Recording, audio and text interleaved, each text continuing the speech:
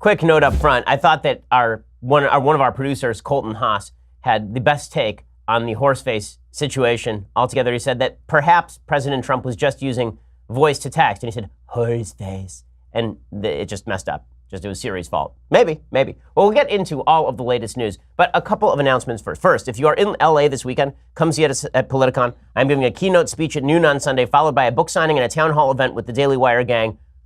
I can't say I'm really looking forward to spending all day with you people, but I guess that we'll have to be there anyway, so you may as well show up. It's guaranteed to be a great time for you and to produce an abundance of leftist tears, so you're not going to want to miss it. Make sure you use promo code DW when you get your tickets so they know that we sent you. We get nothing out of it. They get nothing out of it. But use that promo code anyway. Make sure to use promo code DW when you get those tickets. And again, they will know that we sent you. Also, before we get into the day's news, there are certain ways that you can save money that cost you a lot of time and they're annoying. This is not one of those ways. This is a way for you to save money that will not cost you time and will not be annoying. That, of course, is Honey. It is a free shopping tool that automatically searches the internet for the best promo codes every time you buy something online. In fact, Honey has already saved listeners of this podcast an average of $26.34 because so many of our listeners have actually used Honey before. Honey believes everyone deserves the best possible prices on all the things they love, which is why it works on all your favorite sites like Amazon, eBay, J.Crew, Walmart, Best Buy, Groupon.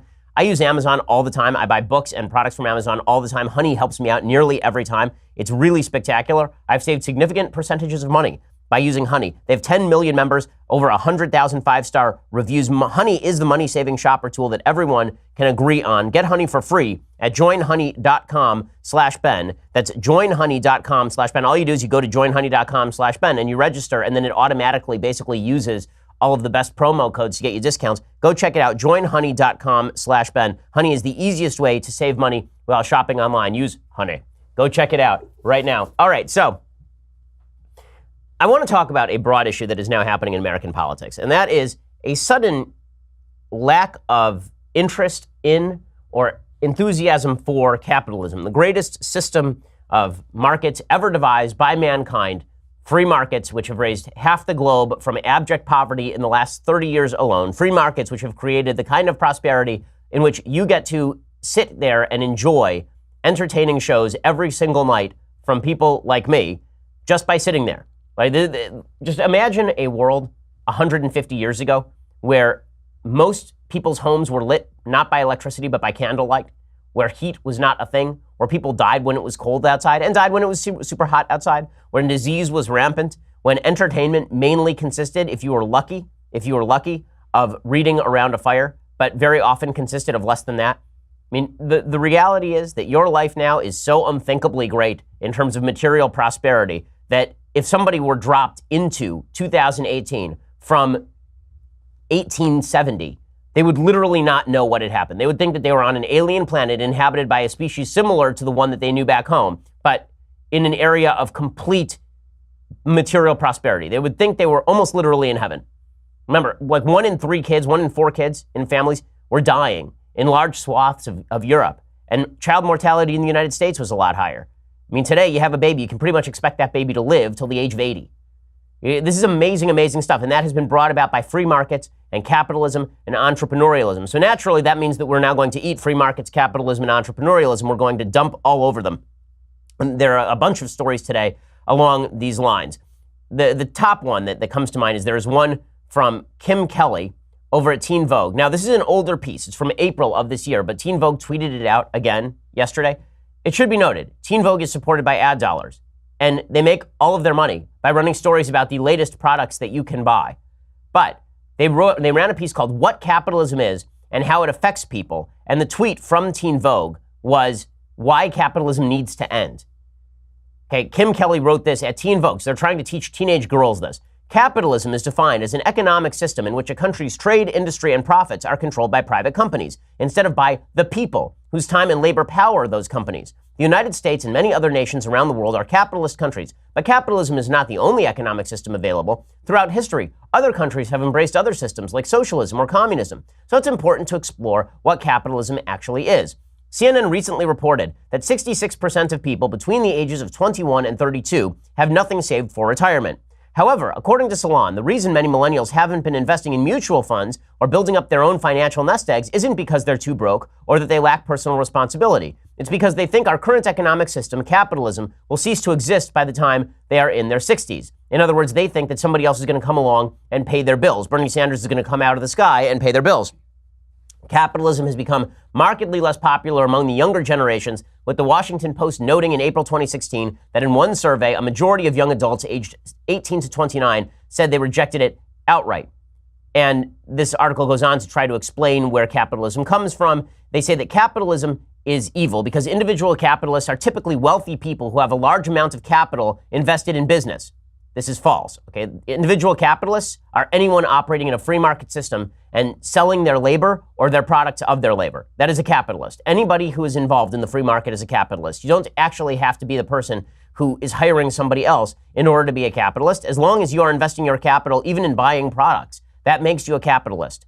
But, she continues, these are the people who benefit from the system of capitalism by making increased profits and thereby adding to their wealth. A capitalist nation is dominated by the free market, which is an economic system in which both prices and production are dictated by corporations and private companies in competition with one another. Again, false. Capitalism is a free market system in which prices are dictated by what competitors are willing to sell and what, more importantly, consumers are willing to buy. If you are in a business where no one wants your product, you don't get to set the price where you want to set it. If I could, I would sell this podcast for $1 million per listener. I cannot, because the market does not bear that price. The same thing is true in your business as well.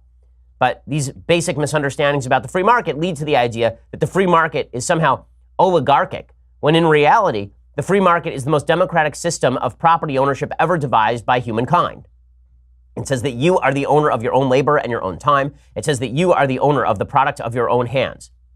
But according to Kim Kelly at Teen Vogue, our great economic, clear-thinking source, she says the capitalism places a heavy focus on private property, economic growth, freedom of choice, and limited government intervention, all of which is true. Generally, these tend to be toward the right of the political spectrum. And then she says, how does capitalism impact people? Well, it depends on whether you're a worker or a boss. If you own a company or employ other workers, capitalism may make sense. But if you are not, then it's bad for you. That's a bunch of nonsense. Okay, capitalism, again, has raised the globe from abject poverty. It's the reason why you have cool stuff today. So why do people oppose capitalism? Well, anti-capitalists view capitalism as inhuman, anti-democratic, unsustainable, deeply exploitative, and say it must be dismantled. They see it as inherently at odds with democracy because of how capitalist bosses hold power over workers in the workplace and the fact that the more capital one accrues, the more power they have. Again, untrue. Richer people do not have more power over other individual human beings than poorer people do because they can't compel you to do anything. It's when regulatory capture takes place that they have more power. Power is not just being rich. Power is, are you pointing a gun at somebody? Power does issue from the muzzle of a gun. It does not issue simply by basis of being rich. How many times has a rich person asked you to do something just in your life and you've said no? Probably fairly often. I'm not even talking about things they're offering to hire you to do. If they offer to pay you something, that is not power. That is them offering you a consensual exchange and you saying yes. In any case, the enthusiasm for capitalism has fallen away because everybody gets to be the product of a capitalist system. We all get to live extraordinarily wealthy, long, healthy lives because of capitalism, so that gives us the ability to crap all over it. The same way that spoiled brats yell at their parents who have spoiled them, we are yelling at free markets that have spoiled us too. The latest evidence of this is also Pope Francis talking with Michael Moore during his weekly general audience in St. Peter's Square at the Vatican. The current Pope is not a friend to capitalism. He's a liberation theologist. He believes that progressive economics ought to be wedded to the Gospels, and therefore he has constantly talked about the shortcomings of free markets as though the alternative, government-controlled distribution of resources, is going to be superior, even though it has not been. And even the supposedly socialist countries that folks on the left like to talk about, the Nordic countries, Norway and Denmark and all the Scandinavian countries, Sweden, those are all capitalist countries with socialist redistribution systems piled on top of them. The question for those countries is how long you can keep piling elephants on top of stilts and hope that the stilts continue to support that weight. The stilts are capitalism, the elephants are socialism. It is not that the entire system is socialism. Okay, but the Pope meeting with Michael Moore is pretty indicative of where we are. And then we have a much ballyhooed proposal from Kamala Harris, the senator from California, who is just awful. I know, she's my senator. She is proposing what they call a Trump-sized tax plan of her own. The Atlantic doing yeoman's work to try and suggest that a tax plan is basically just redistribution of resources. Here's the Atlantic reporting on Kamala Harris's new tax plan. And this is the way Democrats are going to run here. The way that Democrats are going to run is in a way that undercuts capitalism, and this is an example of it. Here's her proposal. According to the Atlantic, Harris is offering a kind of funhouse mirror inversion of the sweeping Republican tax initiative. One that would, instead of slashing rates on high-income households and corporations, push huge credits out to middle-income and poor families. The Lift the Middle Class Act would provide monthly cash payments of up to $500 to lower-income families, on top of the tax credits and public benefits they already receive. Last year, Congress gave $1 trillion in tax breaks to corporations, Harris told me. That money should have gone to American taxpayers who need it instead of handing it over to corporations and the top 1%. Now, the fact is that the people at the bottom of the spectrum are not actually paying any tax right now. They are receiving net tax benefits. Okay, the people who are paying all of the taxes, and I mean literally all of the taxes in the United States, all of the net taxes in the United States are the wealthy in the United States. Okay, the wealthy in the United States are paying far more than their fair share. It is just a lie that people at the bottom of the economic spectrum are paying the tax burden in the United States. We have the most progressive tax system on planet Earth, and yes, that includes the Scandinavian countries. The lie about the Scandinavian countries is that they are progressive in their tax structure. They are not. They heavily tax people at the bottom of the lower end of the economic spectrum as well, because you have to pay for stuff. But Democrats don't want to pay for stuff. And as we'll see as we examine Kamala Harris's supposed tax plan, she's not talking about paying for stuff. Instead, what she's talking about is essentially forcing Republicans to raise taxes on the wealthy or forcing us to take out inordinate amounts of debt that will inevitably have to be paid for either through inflation or through higher taxes, not just on people who are rich, but on everyone as well. Okay, we'll talk about all of that in just 1 second. But first, let's talk about your Second Amendment rights. So there's a reason that the founders felt the Second Amendment was the most important amendment because it protected all the other amendments. And you want to exercise those Second Amendment rights. You're a law-abiding citizen. You want to own a gun. Well, if you're a gun lover, have you entered to win your brand new gun from the USCCA yet? If not, what are you waiting for? You're about to miss the deadline. The Gun a Day giveaway ends very soon. You could get up to 24 chances to win your gun daily, but only if you act right now. It could be 24 Kimbers, 24 Glocks, 24 SIGs, even 24 AR-15s. Just text SAFE to the number 87222 and reveal which gun you could be taking home today. But hurry.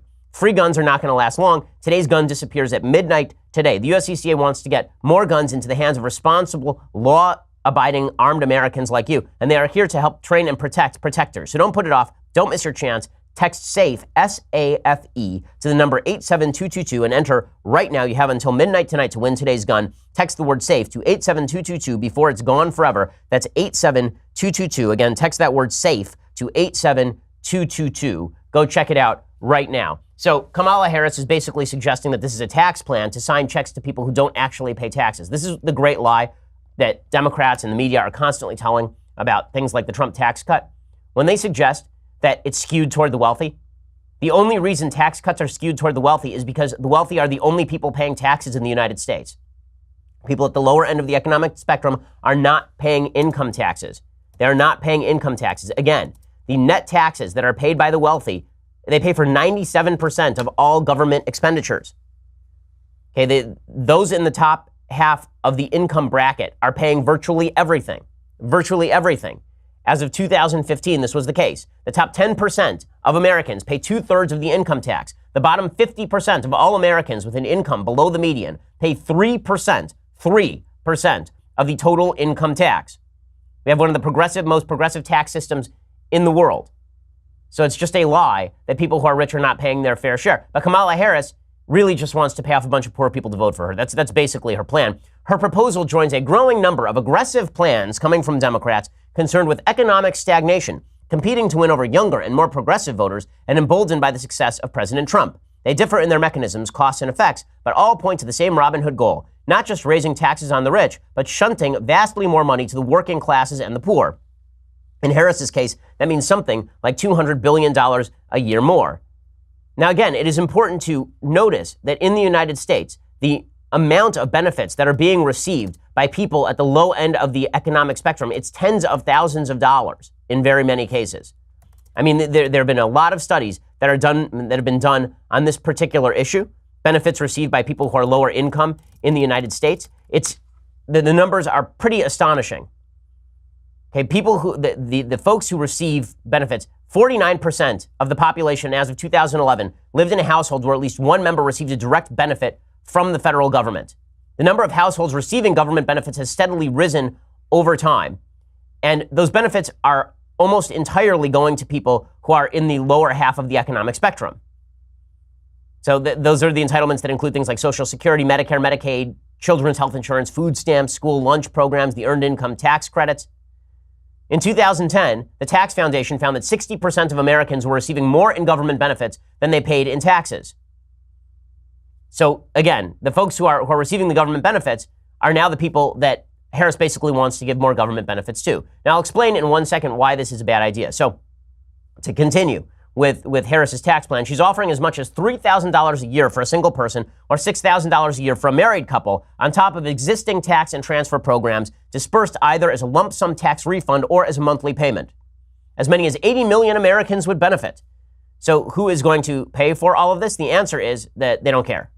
That really is the answer. They say that this is going to jog the economy because if you give a bunch of money to people at the bottom end of the economic spectrum, this is what creates economic growth. That is not true. It has never been true. What jogs economic growth is the creation of new products and services that create new jobs and that also allow people to buy cooler stuff. Socialism is about freezing the economy in place and redistributing all the pie that's in the room. Capitalism is about expanding the size of the pie. Now, that doesn't mean that everybody is going to get an equal distribution of the pie, but it does mean that you're going to be able to generate new and better types of pie, bigger pie, everything that makes pie awesome. Right? Otherwise, you can just freeze it and distribute it until there's no pie left. That's basically the socialist model. So where are they going to pay for all of this? I love how The Atlantic describes Kamala Harris's proposal. Of course, the federal proposals would come at significant cost, in some cases on the scale of the Trump tax cuts or the Affordable Care Act. Those are not the same thing. Trump's tax cuts are not things that cost money. They are me paying less money into the federal government. That is not a federal cost. A federal cost is you spending my money, not you telling me I get to keep my own money. It is not a cost to let someone keep their own money. The way that this is measured is insane. Suggesting the Affordable Care Act, which is a government expenditure based on tax receipts, is the same thing as cutting tax receipts by saying that people can keep their own money, is a sleight of hand, a fiscal sleight of hand. The Brown legislation would cost $1.4 trillion over a decade. The Harris legislation would come in at something like $200 billion per year, which means $2 trillion over the course of a decade. Harris has proposed repealing the Trump tax cuts to pay for her bill, but that is not even going to come close to covering the kind of cost she's talking about. And they're talking about universal health care, and they're talking about free child welfare, and they are talking about, free child care, and they are talking about free college tuition. None of this stuff is going to get paid for. So why is there all this enthusiasm for this sort of stuff in a time when we have, as of yesterday, 7 million unfilled jobs in the United States, a 4% unemployment rate, and a historically booming economy? Why are we talking about undermining the pillars of capitalism? Because we have shifted our mindset in the United States. And this is really what I want to talk about today. We have shifted our mindset when it comes to what our lives should be like. We believe we are guaranteed things here in the United States. We believe that we are guaranteed a solid level of living because we live here. You hear this from Bernie Sanders all the time. In the richest country in the world, should we really have people who do not have enough money to buy all the pudding that they could possibly want? Right? You hear that from Bernie Sanders all the time. The assumption there being, you were born here, you deserve stuff. You were born here, therefore America's rich, therefore you get stuff. A baseline assumption that you are entitled to things. Here is what you are entitled to in a free country. You're entitled to adventure. That's what you're entitled to. You're born entitled to exercise your rights in pursuit of adventure. You get to make up your own story here. That's the American dream. The American dream is people who are coming from across the sea to a place they did not know, to an environment they were not used to, and building lives for their families and creating prosperity from the ground up. The American story is people crossing the Appalachians into wilderness they did not know, places that had not been mapped, going to areas where they had no allies, setting down roots and trying to build towns and civilizations. That's the American story. The American story is poor folks who have an idea and go find funding for that idea and then build that idea into some of the great companies in American history. That's the American dream. The American dream was never, you're here, therefore we give you things. That was never the American idea. And that's not to say that we can't be generous. That's what private charity is for. That's why we need a virtuous citizenry where we take care of each other. But the American dream has shifted now. And what we're told by the left is that the American dream is going unfulfilled if you do not have a certain standard of living provided to you by others. I'll give you a couple of examples of how the American mindset has changed in just a second and why it's really dangerous and what it has to say about the future of the country. First, let's talk about the software that you're using at your company. You need to make your company more efficient. Hey, your company's great, I'm sure, but you're using software from 1997. You're still using Microsoft Paint. Okay, you can't do that anymore. You need to actually go out and get the software appropriate for your business, but you don't know what software that is, which is why you need to talk to my friends over at Software Advice. When it comes to picking the right software for your business, Software Advice has done all the research for you. Their team of advisors can point you in the right direction so you can start working more effectively right away, and it's absolutely free. Just go to softwareadvice.com/Ben, answer a few short questions about your business. You'll be connected with an advisor to discuss the best software options for your needs. Talking to an advisor takes 10 minutes or less. Whether you're a medical professional, a construction manager, an HR pro, you name it, Software Advice is going to save you time and help you make a more informed decision. And if you're an entrepreneur or you work solo, Software Advice is a great way to get an expert opinion even without the resources of a big company. End the software struggle today. Go to softwareadvice.com/Ben to get started. That's softwareadvice.com/Ben to connect with an advisor for free. Right now, upgrade your business. Go to softwareadvice.com/Ben. Go check it out right now, softwareadvice.com/Ben. So the American mindset has shifted radically. And you can tell this in a couple of ways. So did you ever see the movie Cinderella Man with Russell Crowe? It's about Jim Braddock. So Jim Braddock was this over-the-hill boxer who basically had played out the string and was given a shot at the World Heavyweight Championship. And for a while, he's on the dole. It's the middle of the Great Depression. He's on the dole, and he takes money from the federal government. After he wins the championship, he walks back into the welfare office with a roll of cash, and he hands it back to the welfare office. And they say, "Sir, you don't need to pay that back." And he says, "Yes, I do." How many Americans today would actually do that? How many Americans today, if they made the money, would walk back into the welfare office and turn the money back over to the welfare office? I think the answer is pretty close to zero. I think most Americans don't have any sense of shame or guilt about taking money from other folks. They don't have any sense that if they could prevent it, it would be better for them not to take that money. I think people feel in the United States that they are entitled to money because the government is nameless and faceless. See, here's one of the nice things about charity as opposed to the way that it works on the governmental level.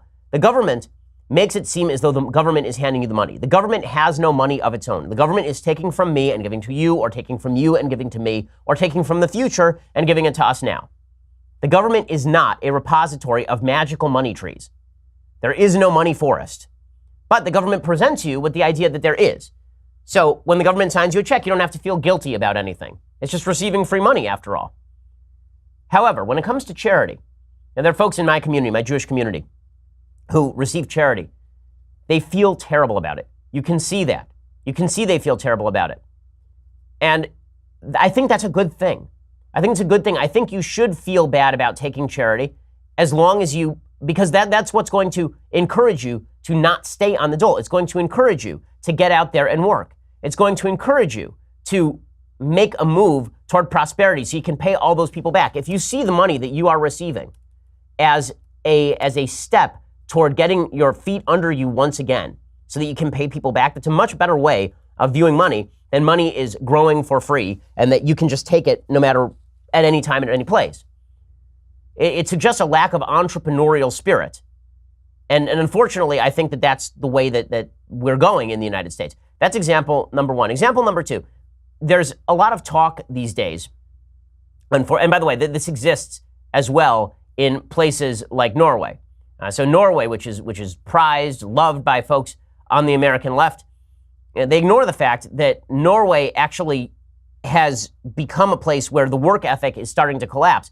The Economist wrote in 2015, Norwegians have coined a verb, to nav, meaning to get money from NAV, the state's benefit agency. Now, you actually see this happening where people believe that they are entitled to things. The very fact that we call these benefits entitlements as opposed to benefits is suggestive of this fact. That's point number one. Point number two, the idea of picking up and moving. We are the most mobile society in the history of mankind. It is easier to get from one place to another on planet Earth faster than any time in the history of humankind. When we talk about our ancestors in the United States, we're thinking of people in covered wagons taking 6 months to cross the country. You can do it in 6 hours now on a plane, and for significantly less cost. And yet, we are now less mobile, right? Fewer Americans are actually leaving their hometowns. I mean, which is not a good thing. We actually want people to go out there and seek adventure. Right now, Americans are moving less often than they were, right? This is an article from the New York Times. The typical adult lives 18 miles from his or her mother, according to an upshot analysis of data from a comprehensive survey of older Americans. Over the last few decades, Americans have become less mobile. Most adults do not venture far from their hometowns. Well, part of that is because of family. I live very close to my parents. But if I were to move, my parents would probably follow me, not the other way around. If I want to live close to my family, you have to follow prosperity. You have to follow adventure. You have to follow the call. You have to move. But Americans don't feel that way anymore. Americans feel like they are entitled to a job in their hometown where they grew up at the factory where their parents worked. That is not the way that human beings have worked for literally all of human history. And yet now we believe that in order to facilitate people being able to stay where they were originally based, we have to shift the way that the free market works. Well, that's not correct. And again, this is not coming out of a place of lack of sympathy. This is coming from a place where I sympathize with people's plight. And the question is, what can you do to make your life better? Democrats, folks on the left, they like to talk about what can we do to make your life better? And the answer is very little. The real question is, what can you do to make your life better? Because every successful person on planet Earth is a person who at some point said to themselves, what can I do to help myself? America is a country of people saying to themselves, what can I do to help my lot in life? What can I do to be more ambitious? What can I do to stretch my wings and fly? And then we say, okay, well, what can we do to provide that wind? What can we do to get all the obstacles out of your way? What can we do to remove the barriers? That's the American way. It is not the American way to say, listen, it's uncomfortable to stretch your wings. It may be difficult to leave home. It may be hard to do this. But so we're just going to make sure you never have to. Right? We are going to coddle you. We are going to make sure that you are swathed in the warm blanket of government benefits. We are going to ensure that you never have to get out there and fly. Again, this is not coming from a place of no sympathy. This is coming from a place of you can't enervate your children, you can't enervate your communities, and you can't enervate your country on the basis of empathy alone. And that is the best case interpretation of what exactly Democrats are doing here. The worst case interpretation is something much more cynical. The purposeful enervation of an entire sector of the population specifically to gain votes and thereby political power. And after you look at towns like Detroit, it's hard to imagine that's not what's been going on there for decades. Because the failure of this sort of thinking is evident in major cities and counties across the United States. If you actually want to reinvigorate the American spirit, we're going to have to teach people the same lesson that God taught Abraham at the very beginning of the Bible. Right? Get up, leave the home that you were born in, and go to a place you do not know. That's how we become bigger. That's how we become better. That's how lives become better. That's how the world becomes better. That's how trade becomes better. It's why you have cool stuff. It's why cultures become better, because they experience and bounce off of other cultures. This notion that we can hunker down now because we've reached paradise and all we have to do is hunker down and live and redistribute what's in our backpacks. Those backpacks are going to run out. This is not the way any of this works. Okay, so in just a second, I want to talk about this fascinating article in the New York Times about why scientists are now attempting to avoid actual research out of fear of the alt-right. But first, let's talk about the clothes that you are wearing. So dudes, if you travel for work and you're looking for small comforts to make your trip a little bit better, you need to check out the Perth Performance Pullover from Peter Millar. First of all, I have a bunch of Peter Millar clothes. They are just awesome. I mean, really, they are slick looking, and they are really well tailored, and they look great, and they happen to be supremely comfortable. The Perth Performance Pullover from Peter Millar is particularly awesome. It feels great, it looks great, it is super convenient, and it barely takes up more space in your bag than a water bottle. So if you get a little cold on the plane, you throw it on to help cut the chill. Plus, even after sitting for hours on the plane, the Perth will look crisp and fresh and not wrinkled.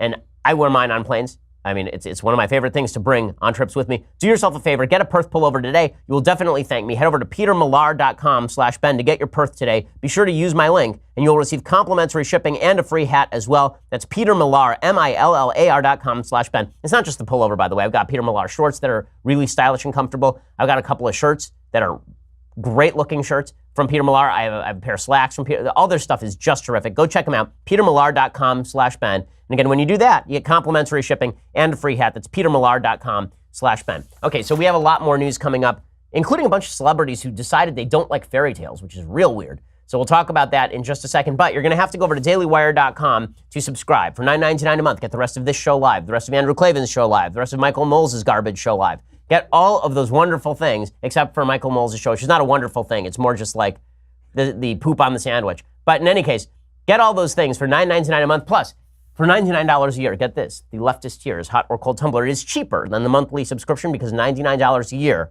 is less money than $9.99 a month. Do the math yourself. You'll find that it checks out. Go check it out. Leftist Tears Hot or Cold Tumbler comes with all those things. Plus, when you subscribe over at YouTube or iTunes, please leave us a 5-star review. Those are the reviews we care about. If you're not going to do that, don't leave a review. Just 5-star reviews over at iTunes and YouTube. We have a Sunday special coming out this week with Andrew Klavan. We have a couple more with real big names coming out in the next couple weeks as well. Lots of good stuff coming. You're going to want to be a part of it. Go check us out at dailywire.com. We're the largest, fastest growing conservative podcast in the nation.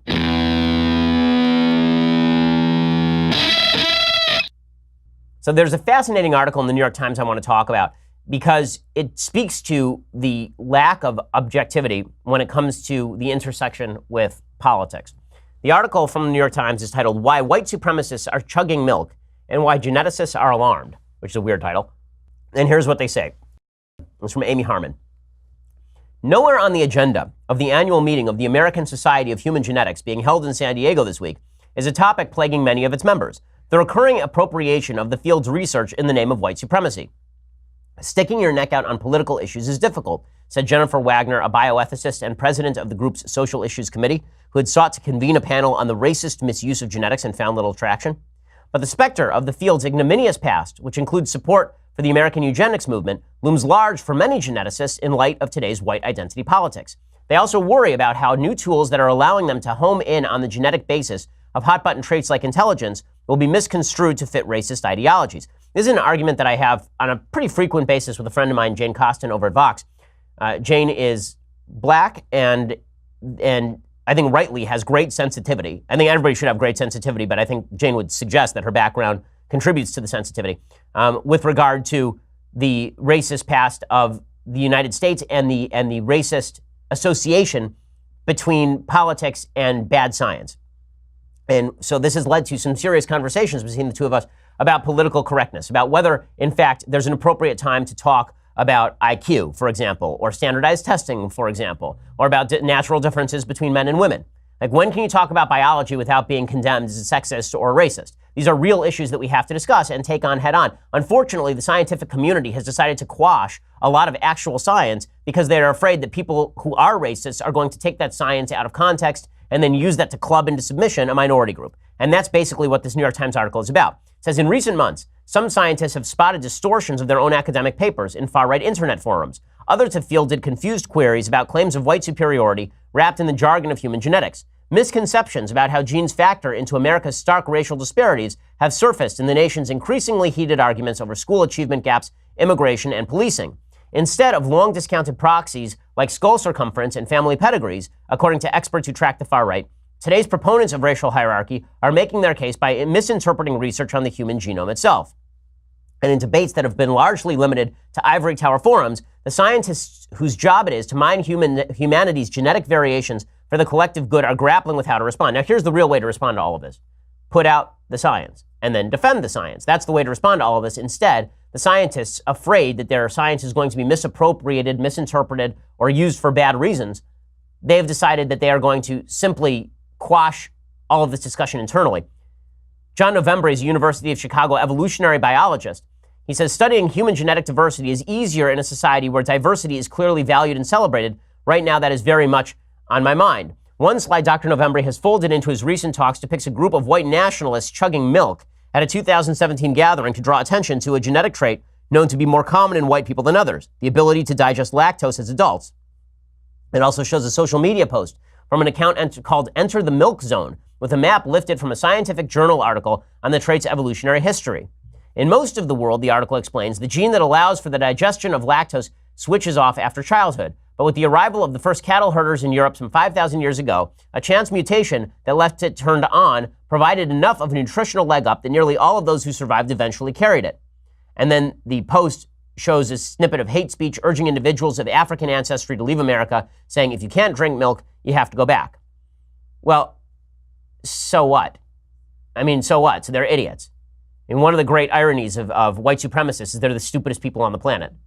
They're constantly talking about how white people are superior, and they're just dumbasses.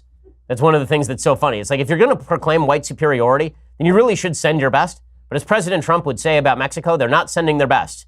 Okay, the white supremacists are not sending their best. They're sending idiots. And they're like, oh yeah, white people, better than everybody else. Also, I scored 1,100 on my SATs. Okay, so, in a commentary that accompanied the paper in the journal Genetics, Dr. Novembre warned that research is wrapped in numerous caveats that are likely to get lost in translations, because people are flaunting DNA ancestry tests indicating exclusively European heritage. But the problem here is that we actually have to look at what science does have to say, because it is a confounding factor when you look at attributing racism to America. So take, for example, racial disparities in education. So there's a lot of talk these days about affirmative action and whether people are performing at certain levels eligible to get them into college. And the suggestion is that it is historic American racism that has led to the education gap in America's higher education system. Well, an alternative would be that the test scores do not line up equally among various ethnic groups, right? They just don't. And that's true not just with regard to black and white. It's not true with regard to white and Asian. White people score lower on the SATs than Asian people do, as a general matter in the United States. How much of that is genetic? How much of that happens to be environmental? We don't actually know the answer to that. That's a hotly fraught question in science. But suggesting that racism is to blame for everything without looking at other confounding factors, like, for example, test scores, is a mistake and leads us to the wrong outcomes and leads us to the wrong measures to deal with those outcomes. Genetics is not the answer to all of these disparities, but neither is racism. Now, these are questions we have to be very careful about, because obviously you don't want to give material to people who are suggesting that some people are inherently worse or more evil or more violent or stupider because of the color of their skin. Genetics doesn't line up that way, but you also have to look at questions of science because you are a scientist. So it is fascinating to watch this debate play out in real time. So there are doctors who have organized meetings of social scientists to discuss the social implications of the field's newest tools. David Nelson, a Baylor College of Medicine geneticist who's president of the Human Genetics Society, says it will not stay completely quiet on the issue. They said there is no genetic evidence to support any racist ideology, which is true, because racism is a moral view and genetics is a scientific view. And scientific racism is the use of science in order to be racist. It is not the use of science in order to pursue good ends. So if you're silencing research because you're afraid of how people are going to use that research, then I would suggest that you're misusing science, and we need to have some very hard conversations about actual science, actual problems, and actual solutions without falling prey to the idea that because bad people are going to misuse the information, we have to quash the information itself. Okay, now meanwhile, I have to discuss these insane, ridiculous stories today, the couple of insane and ridiculous stories. So number one, Keira Knightley says that she is not going to allow her daughter to watch The Little Mermaid or Cinderella, which makes perfect sense because she played in Pirates of the Caribbean a woman who had to be saved by a man. But here she is talking about she's not going to let her kids watch Disney movies. I love how Pop Sugar covers this. Keira Knightley has a strict parenting rule about Disney movies, and the reason is spot on. Okay, what is her reason? Let's hear it from Keira Knightley. And she's banned from seeing certain children's movies, right? Yeah. What are they? Cinderella, banned, because, she waits around for a rich guy to rescue her. Don't rescue yourself, obviously. Right.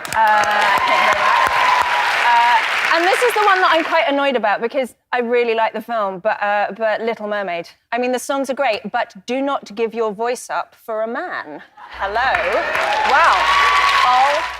Okay, so The Little Mermaid is immoral, but for other reasons. The Little Mermaid is about a girl who decides to disobey her father, leave her culture, and go gallivanting around, even though she knows that her father is going to be turned into like a nematode. So that Little Mermaid has some serious problems with it. But Cinderella? Really? The message of Cinderella is wait around to be saved by a man? First of all, has she seen the modern version? The modern version is great. Have you guys seen the modern version of Cinderella? Like Justin and Senya, the one directed by Kenneth Branagh? It's terrific. It's a terrific, terrific film. It's really good. And if you think that Cinderella is supposed to be some sort of shrinking violet, you haven't even watched the original Cinderella. The original Cinderella, she's kind of sassy. If you go back and you watch it, it's actually true. But this idea, women can't be saved by men. Women, save yourselves. Listen, women should be independent. Women should save themselves. Also, there are situations in which women need men. It's called all of human history. And there are situations in which men need women, also called all of human history, but need each other in different ways. One of the great annoyances that I have with some of the modern Disney films is that every single Disney film is now concerned with this idea that women are deeply independent and they do not need a man. It's one of the reasons why Frozen is much more popular with critics than Tangled was, even though Tangled is by far the superior movie, because Tangled is about, yes, an independent young girl, but also about the guy she falls in love with who has to actually perform heroic feats in order to help her. That's okay. That's good for boys. And guess what? That doesn't mean that girls can always count on guys to save them. But when evil is afoot in the world, it is typically men who are going out there to meet the evil with a sword or a gun. Let's not pretend that all gender roles are the same. Now, I'm going to say something deeply controversial. Men and women are different. I know, very controversial. And fairy tales tend to embed these ideas that men and women are different. That women are largely composed by evolution to help build, and men are largely built by evolution to help protect and defend. Right? That this is the difference between men and women. Men are built to destroy things. They can build things too, but only when they are doing so for the purpose of cultivating a family or cultivating a civilization, which is where women come in. Right? Women help build civilization by helping to tame men. Men help build civilization by being tamed by women, and also, I mean, this is what the Taming of the Shrew is really about, and also by basically changing their destructive tendencies toward growth. Reinforcing those things is not a terrible thing. How many women have watched, how many women have watched Cinderella and really been damaged by it? How many women have watched it? Like, is there a woman who watched Cinderella and then she was like, you know what? I'm just going to sit here. I'm just going to wait for a dude. I don't know what these women are thinking. And then Kristen Bell came out and she said something very similar. Kristen Bell said that Snow White sends the wrong message. Right now, I hope that she was joking, but I have no clue whether she was joking. I kind of doubt it. She says that Snow White sends kids a bad life lesson. She says every time we close Snow White, I look at my girls and ask, don't you think it's weird that Snow White didn't ask the old witch why she needed to eat the apple or where she got the apple? I would say, I would never take food from a stranger, would you? And my kids are like, no. And I'm like, okay, I'm doing something right. Well, you don't actually have to teach your kids that. That's sort of the theme of the story, is that Snow White's an idiot, right? The theme of the story is that Snow White shouldn't be taking apples from strangers. And then she also says, don't you think it's weird the prince kisses Snow White without her permission? Because you cannot kiss someone if they're sleeping. Again, I don't know how many people actually think it's okay to kiss someone while they're sleeping, because it's weird. The whole point of that fairy tale and Sleeping Beauty is that it only works because it's true love's kiss, right? She's met the prince before, okay? And the idea is that love overcomes even death. That is the actual theme of the fairy tales, but I guess we're going to rip all this stuff away in favor of surface messages about Me Too and women's empowerment. Really, really dumb stuff. Okay, so in just a second, I'm going to talk about some things that I like and some things that I hate. So let's do some things that I like real fast. So we begin today with a great new book out about Babe Ruth. Jane Levy is one of my favorite authors. She is just terrific. She's written a biography of Sandy Koufax that's quite good. She wrote a biography of Mickey Mantle that's spectacularly good. And she has a new biography out about Babe Ruth. I love sports books, and if you enjoy baseball or business, go check out Babe Ruth and the Worlds He Created. The title of the book is The Big Fella by Jane Levy, who is one of the best living American sports writers. She's really, really first rate. Okay, time for a couple of things that I hate. Many, many things that I hate today. Yay, so much hatred. Okay, so we begin today with CNN's Brooke Baldwin. You remember that just a week ago, she told Matt Lewis and Mary Catherine Ham that they should not use the word mob on her program to describe Democrats who are actually mobs, because that would be mean, and the only real mobs are Charlottesville mobs. Here she is trying to explain herself and failing dramatically. And listen, I don't want to be the word police, and that was not my intention, but I also believe in calling out talking points. And to hear him bring that up, I had to say something.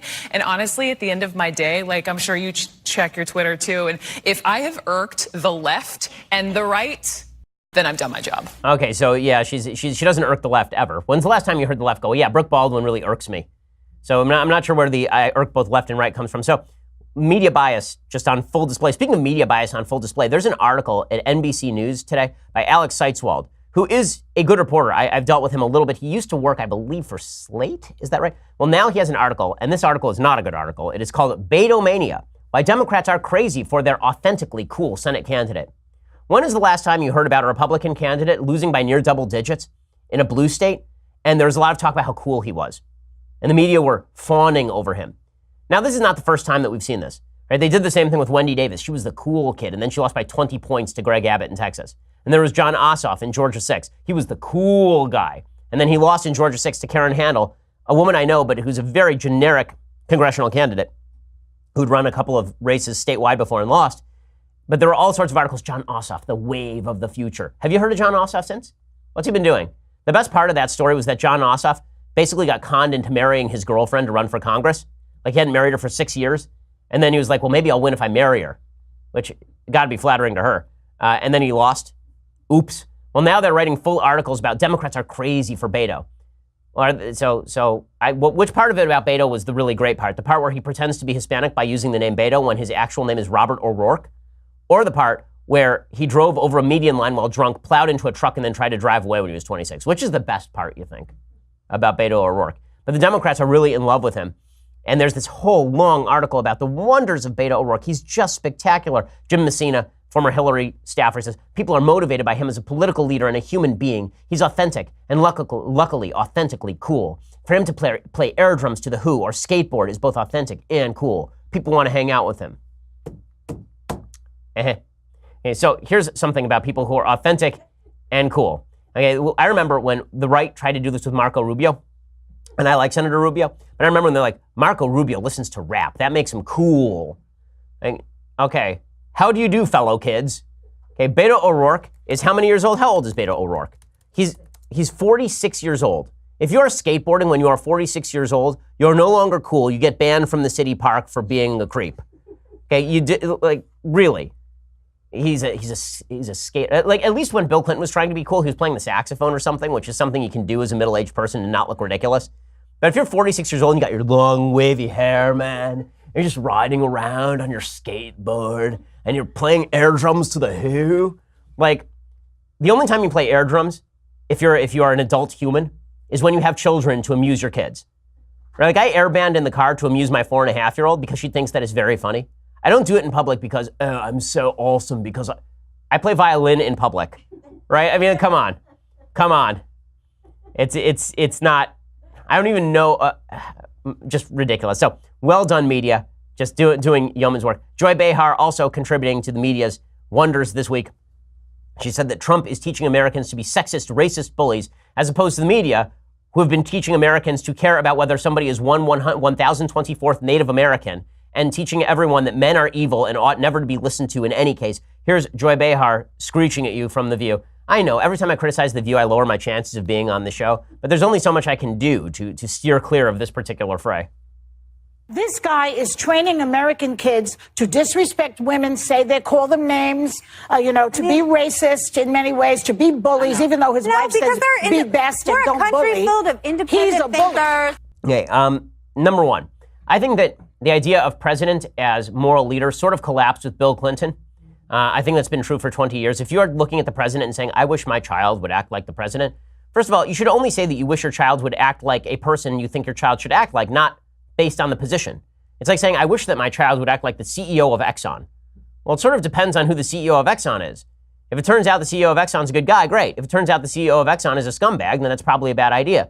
I'm always confused by people should follow the character of the president of the United States. I agree. I wish the president had more character. I wish the president didn't say these things. I wish he treated women better. But if you really think that Trump is what's poisoned the well here, you haven't been watching for the past couple of decades in American politics. Okay, time for a couple extra things I hate today. So Roseanne Without Roseanne, which the ABC launched a show called The Conners because they still had to make money without funny, actually. So Roseanne Barr tweeted out, I ain't dead, because they killed her off in the series. I guess they killed her off of a drug overdose. Is that right, in The Conners? Well, the show was a complete fail. When Roseanne returned on ABC earlier this year, it got nearly 20 million viewers, an 18.2 million viewers, a 5.1 rating. When it finished, it had 10.3 million viewers and a 2.4 rating. The debut of The Conners started off with 10.5 million viewers and a 2.3 rating. So not great. And it's just going to decline from there because it turns out that no one wants to watch Roseanne without Roseanne. ABC should have just killed the show if they really felt the necessity to kill the show. Or they should have rehabbed Roseanne. Or they should have said, listen, we need to take a break from Roseanne. We'll be back in a while after Roseanne has done her required penitence. But instead, they're not going to do that. They'll just keep plugging along with a show nobody really wants to watch. That's not even a story that I hate that much. Here's the story I really hate because it's just so idiotic. Agence France-Presse is now reporting that rising U.S. star Issa Rae held up her hand up Wednesday to sexualizing men in her hit television series Insecure, saying it was time for the female gaze to have its day. Gaze being like G-A-Z-E, not like the female gaze like Ellen DeGeneres, like the female gaze to have its day. The African-American writer and producer, who first broke through playing herself in the cult YouTube series Awkward Black Girl, admitted she was all for the camera lingering longer on the glories of the naked male. Okay, so a couple of things. So she says, men are more sexualized in the series because we are seeing this through the female lens. She says, when I'm in the act myself, I don't say, ooh, look at my body. You're seeing what I see, what I'm looking at. It's all very intentional. We're always seeing bleep and bleep on TNA on the screen. This is an opportunity to reverse that. She says that her mom, who's a good Christian, hates the show. She said the bad language, the sex. She'll say, why did I even bother with parental control and having you not watch R-rated movies if you grew up to make the things you weren't allowed to watch? She said that she's basically making porn. What I think is hilarious about this is she says it's time for women to sexualize men. Okay, well, I thought the critique was that men were sexualizing women and that was bad. And men shouldn't treat women as pieces of meat. So I guess now the reverse is that women should sexualize men and treat them as pieces of meat. There's a difference, however.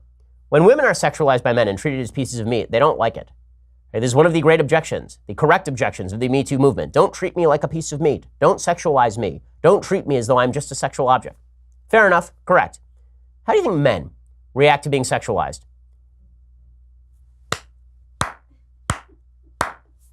If a woman says to a man, I really want to see you naked, there is not a man on earth who is upset about this sentence. Yeah.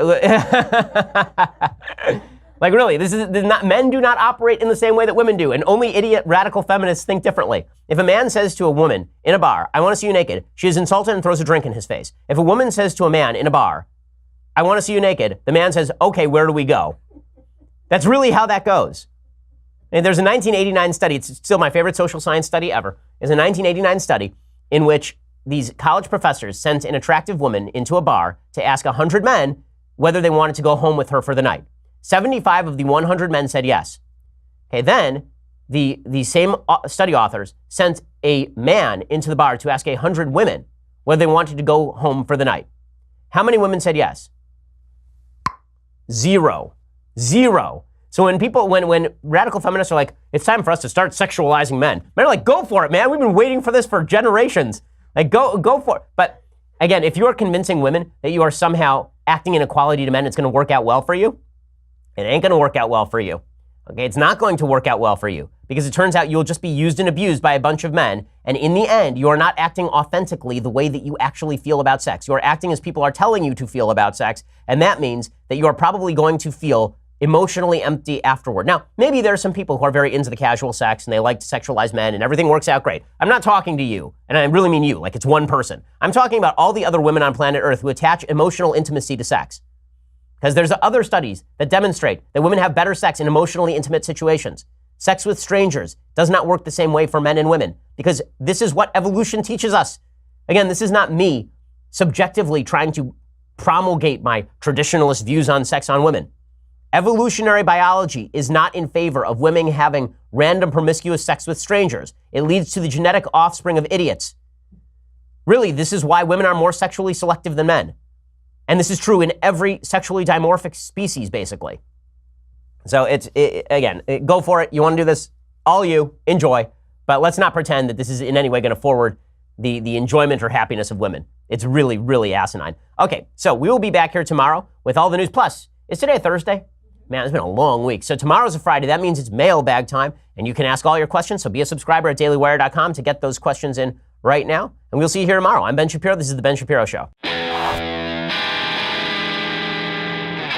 The Ben Shapiro Show is produced by Senya Villarreal, executive producer Jeremy Boring, senior producer Jonathan Hay. Our supervising producer is Mathis Glover, and our technical producer is Austin Stevens. Edited by Alex Zingaro. Audio is mixed by Mike Caramina.